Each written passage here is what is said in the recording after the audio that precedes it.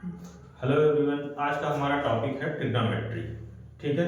Trigonometry mathematics की एक branch है जिसमें हम right angle triangle, trigonometry basically right angle triangle पर ही बेस्ड होती है। ठीक है।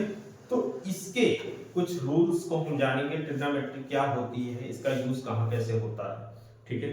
देखिए trigonometry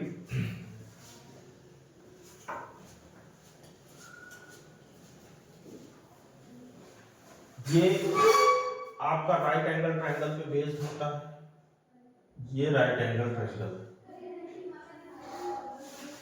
right angle triangle means इसका ये एंगल होता है 90 डिग्री, ये 90 डिग्री होता है।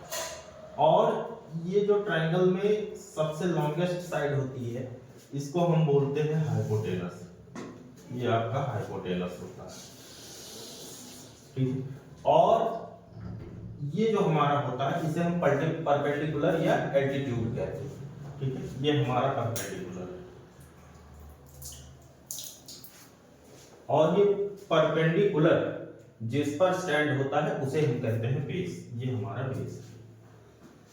ठीक है। इसको हम नाम भी दे सकते हैं ए बी सी करके, ए बी सी।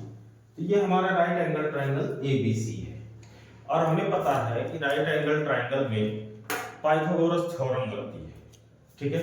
तो पाइथागोरस थ्योरम के अकॉर्डिंग, पाइथागोरस थ्योरम इसके अकॉर्डिंग क्या होता है, ये हाइपोटेनस का स्क्वायर इज इक्वल टू होता है परपेंडिकुलर का स्क्वायर प्लस बेस का स्क्वायर, यानी कि H square is equal to होता है P square plus B square. ठीक है। ये होती है हमारी पाइथागोरस थ्योरम। अब इसमें देखिए, जैसे मान लीजिए हम ये वाला इस एंगल की बात करें, ये एंगल ए है हमारा। अगर हम इस एंगल के लिए देखें तो ये परपेंडिकुलर है, ये हमारा बेस है। लेकिन अगर हम इसके लिए देखें एंगल सी के लिए, तो इसके सामने वाली साइड ये परपेंडिकुलर हो जाएगा, ये बेस हो जाएगा। ठीक है। तो अभी हम केवल एंगल ए के लिए देख रहे हैं।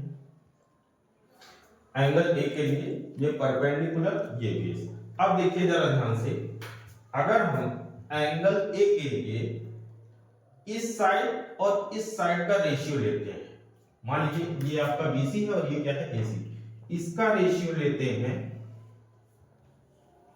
इस एंगल ए के लिए, तो इसको हम बोलते हैं साइन ए, इसको हम बोलते हैं साइन। ठीक है। इसी तरीके से जब इस एंगल ए के लिए इस बेस और हाइपोटेनस का रेशियो लेते हैं तो इसको हम बोलते हैं कॉस। तो ये हमारा हो जाएगा A B upon A C is equal to cos. ठीक है।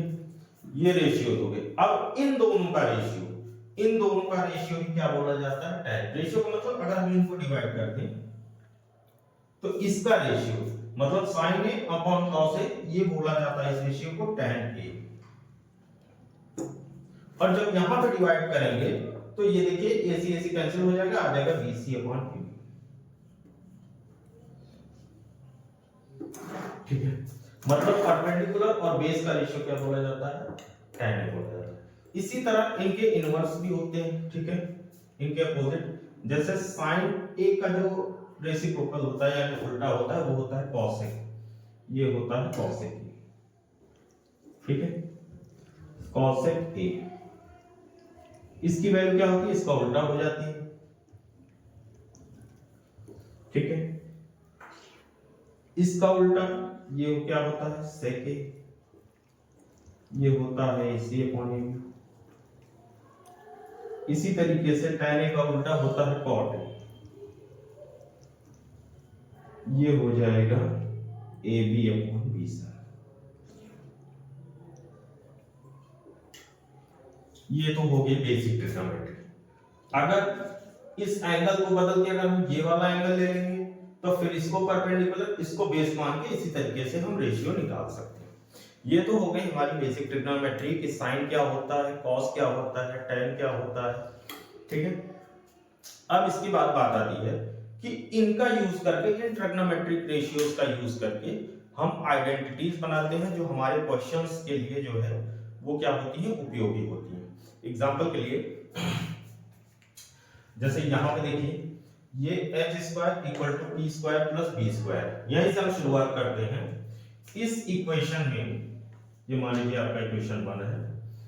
इस इक्वेशन में अब जरा ध्यान दीजिए, अगर हम हाइपोटेनस के स्क्वायर से हम क्या करें डिवाइड कर दें, यानी कि ये हो जाए H square upon H square equal to P square upon H square plus B square upon H square. हमने हाइपोटेनस के स्क्वायर से क्या किया डिवाइड कर दिया। अब यहां पे ये वैल्यू तो हो जाएगी 1, ये हो जाएगी 1। अब यहां पे देखिए ये हो जाएगा, इसको हम लिख सकते हैं p अपॉन h इसका होल स्क्वायर प्लस ये हो जाएगा b अपॉन h इसका होल स्क्वायर। अब जरा देखिए हमें अभी हमने पढ़ा ये कि परपेंडिकुलर और हाइपोटेनस का रेशियो ये होता है साइन। क्या होता है साइन।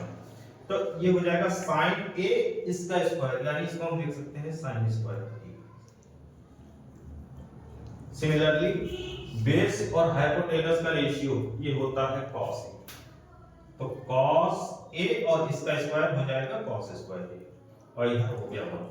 यानी कि पहली आइडेंटिटी जो हमको मिली वो हो गई sin square a plus cos square a equal to 1। ये हमारी पहली आइडेंटिटी होगी।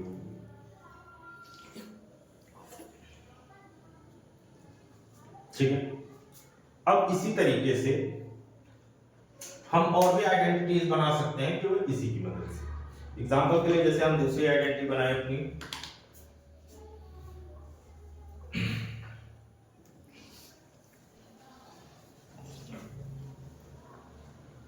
अब जैसे मान लीजिए हम यहाँ पे दूसरी आइडेंटिटी बनाए, ठीक है।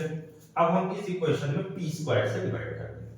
पी स्क्वायर से डिवाइड करेंगे तो ये हो जाएगा H square upon P square equal to P square upon P square plus B square upon B square.